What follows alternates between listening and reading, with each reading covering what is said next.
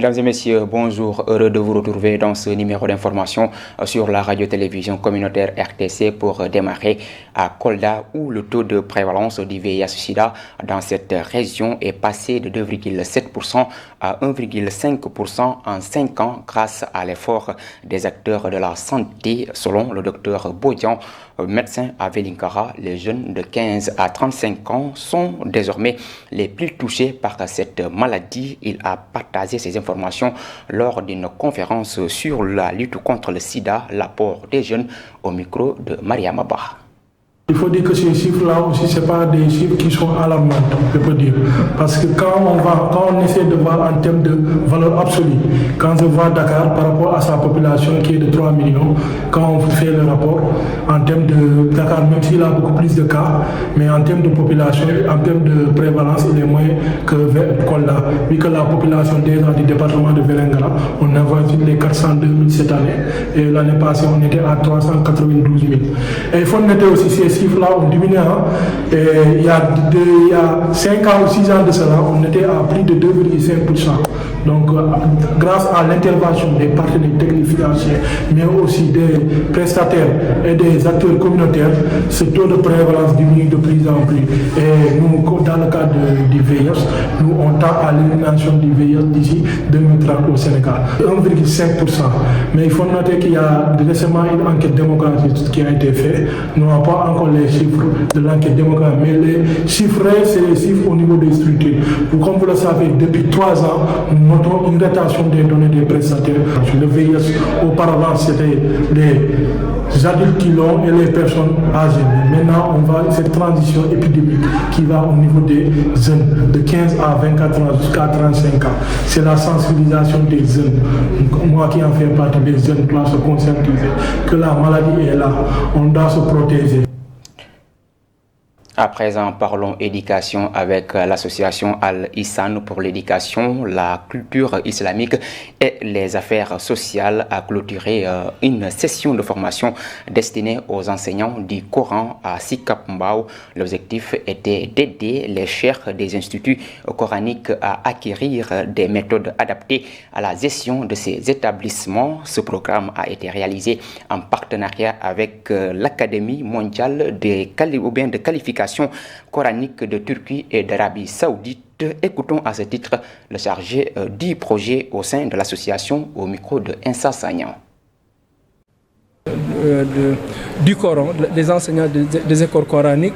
Mais alors, ce renforcement de capacité, cette formation s'inscrit dans un cadre global que le Sénégal commence à initier depuis des années, mais plus particulièrement après cette nouvelle dynamique qui a été amorcée par ce régime-là, qui consiste à introduire l'enseignement islamique dans sa globalité, dans le système éducatif, mais plus particulièrement l'enseignement du Coran.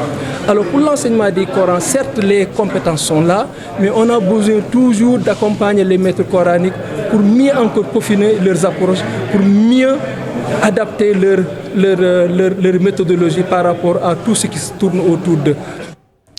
Et puis, en partenariat avec l'agence régionale de développement de Fatick, la commune de Diofior a lancé l'élaboration d'un plan de développement communal qui va couvrir la période de 2025 à 2029. Une rencontre de restitution du projet a été organisée, rassemblant toutes les parties prenantes pour partager les conclusions et les priorités définies dans ce plan stratégique compte rendu des Amissar. Le plan de développement communal met en avant l'accompagnement des organisations paysannes qui figurent parmi ses grandes priorités et a été maintes fois souligné lors des discussions. Comme nous avons débuté il y a 3 mois maintenant, et aujourd'hui nous sommes là avec le conseil municipal, les chefs de quartier et autres acteurs, services techniques. On va mettre en place, faire en sorte que les semences puissent être disponibles au niveau de Diofior, sans attendre tout le temps les semences qui viennent de l'État, qui viennent en général avec des retards. Et aussi mettre en place en fait une coopérative communale qui permettrait de gérer aussi bien les semences que le problème de l'engrais. La maison des éleveurs existe déjà, donc ce qu'on a demandé de faire, c'est de construire donc cette maison des éleveurs, mettre en place des magasins de stockage pour donc l'aliment de bétail. Par ailleurs, le phénomène du vol de bétail a été identifié comme une préoccupation majeure, nécessitant une réponse adaptée et urgente. D'abord, mettre en place des équipes de veille pour que, au moins, qu'on puisse surveiller le bétail. Faire des dénonciations. Dès qu'on trouve quelque chose de suspect, qu'il faut le dénoncer donc à la sécurité, à la gendarmerie. Des mesures drastiques ont été annoncées pour lutter contre les conflits récurrents entre éleveurs et cultivateurs. En mettant en place d'abord un parcours de bétail où les éleveurs qui font le mangane et qui reviennent donc de Dara, Jolof, donc quand ils reviennent, qu'ils puissent trouver donc un espace où ils pourront mettre leur bétail ou faire le parcours sans toucher les champs ni les rizières. En outre, l'accès à l'eau potable, l'extension de l'électricité et la préservation de l'environnement demeurent des objectifs fondamentaux pour les 5 prochaines années, inscrits au cœur du PDC de la commune de Diofior. Ndeye Amissar, le championnat populaire de football, les Navétanes, est marqué par des violences récurrentes tant dans les tribunes que sur les terrains ou encore sur les alentours des stades.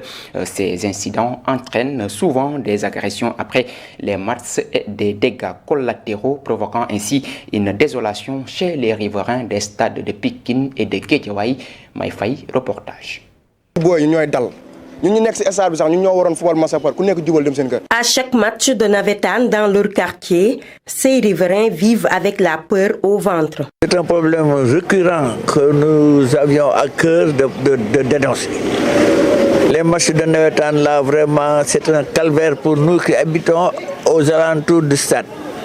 Les enfants se battent après les matchs, les supporters en viennent aux mains, la police pour les diverser fait des jets de lacrymogènes qui atterrissent dans nos maisons. Il y a des vieilles personnes qui sont là, qui sont malades et qui sont devenues encore beaucoup plus malades. Qu'il s'agisse d'une victoire ou d'une défaite, l'une ou l'autre des équipes finit toujours par leur faire payer les pots cassés. La maison a été caillassée. Nous avons perdu nos ardoises et tout.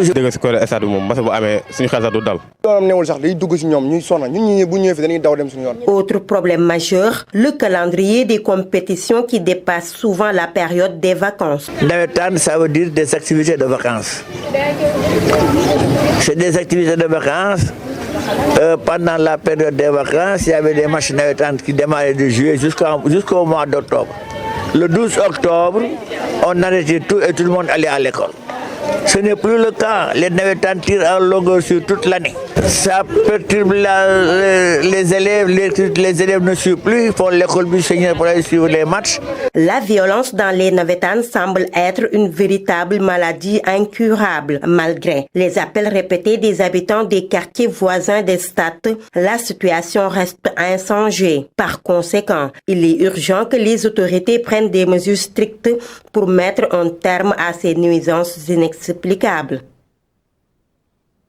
Nous terminons par le travail des femmes domestiques au Sénégal qui est marqué par des conditions précaires et des tensions persistantes entre employeurs et employés malgré l'intervention des agences de placement. Cette profession peu valorisée et souvent ignorée par les organisations chargées de défendre les droits des travailleurs fait face à de nombreux défis, nous dit Mamou Dafé dans ce reportage. Le marché du travail domestique au Sénégal est de moins en moins tournant. Son ancrage s'accompagne de nombreuses réclamations et protestations. Elles sont nombreuses à abandonner leur poste du fait de leur faible salaire offert par les employeurs. Tu fais la cuisine et tout le travail en mettant tout à leur disposition.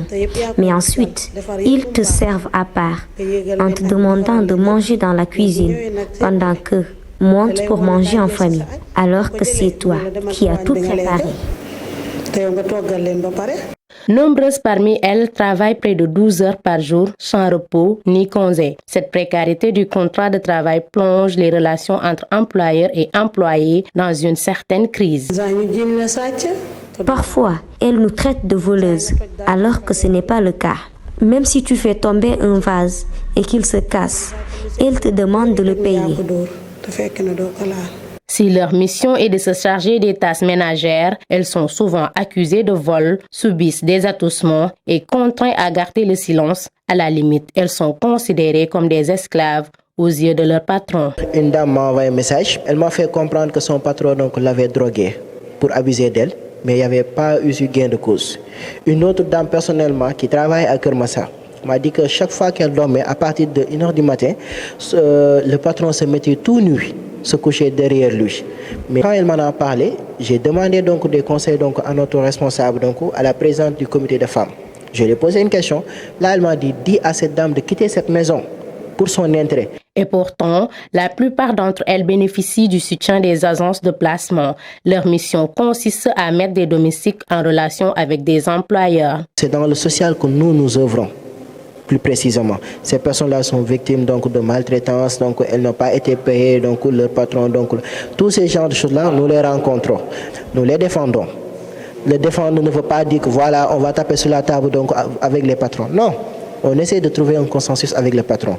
S'il n'y a pas un consensus qui est trouvé, là, nous rédigeons la plainte, nous l'amenons à l'inspection du travail et ces derniers feront le travail de l'amener au tribunal. Le travail domestique se déroule dans des conditions précaires manifestes. On y voit souvent l'effet de la reproduction familiale. Elles ont beaucoup de mal à se détacher de la forme traditionnelle d'exercice et leur rémunération reste toujours à désirer. Merci à vous, Mamou Dafé. Mesdames et messieurs, c'est la fin de ce flash d'information sur la radio-télévision communautaire RTC. Merci de l'avoir suivi. L'information revient à 12h en version polar. D'ici là, portez-vous bien. Au revoir.